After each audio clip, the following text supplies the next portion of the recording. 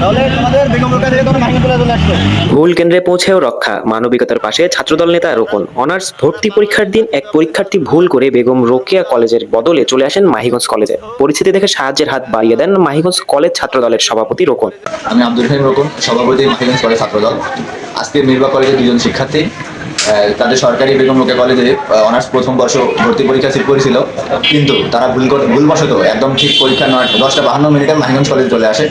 আমরা বিষয়টি জানতে পেরে তৎক্ষণাৎ স্যারদের সহযোগিতায় এবং আমাদের মাহিগঞ্জ কলেজ ছাত্রদলের তত্ত্বাবধানে আমি নিজে গিয়ে একদম পরীক্ষা শুরুর আগ মুহূর্তে তাদেরকে সরকারি বেগম রোকেয়া কলেজ কেন্দ্রে পৌঁছে দিতে সক্ষম হই। বাংলাদেশ জাতীয়তাবাদী ছাত্রদল সবসময় শিক্ষার্থীদের পক্ষে কথা বলে, শিক্ষার্থীদেরকে নিয়ে কথা। আমরা বাংলাদেশ জাতীয়তাবাদী ছাত্রদল সর্বদা শিক্ষার্থীদের পাশে থাকতে ঐক্যবদ্ধ।